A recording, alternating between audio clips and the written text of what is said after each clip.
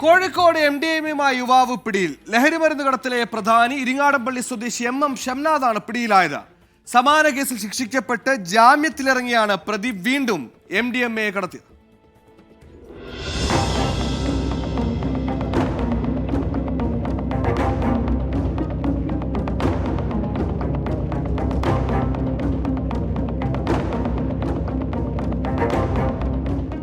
₹1,00,000 വിലമതിക്കുന്ന 20 gram MDMA-യുമായാണ് MM Nishad പിടിയിലായത്. രഹസ്യവിവരത്തെ തുടർന്നുള്ള പരിശോധനയിൽ കുഞ്ഞിക്കാവ് ശ്മശാനം റോഡിൽ വെച്ച് പ്രതിയെ പിടികൂടുകയായിരുന്നു. നടക്കാവ് പോലീസും സിറ്റി ഡാൻസ് ഓഫ് സംഘവും നടത്തിയ പരിശോധനയിലാണ് പ്രതി പിടിയിലായത്. ബംഗളൂരിൽ നിന്ന് MDMA എത്തിച്ചാണ് ഇയാൾ വിൽപ്പന നടത്തുന്നത്. നടക്കാവ് സ്റ്റേഷനിലെ SI-മാരായ M Leela, PK Sasikumar, P Anilkumar, CPO-മാരായ P Sujith, P Junais, DANSAF SI Manoj Edetath, DANSAF അംഗങ്ങളായ M Shinoj, Sunoj Karayil, NK Sreesanth, EV Athul എന്നിവരടങ്ങുന്ന സംഘമാണ് പ്രതിയെ പിടികൂടിയത്. MDMA കടത്തിയ കേസിൽ നേരത്തെ വയനാട്ടിൽ വെച്ച് ഇയാൾ പിടിയിലായിരുന്നു.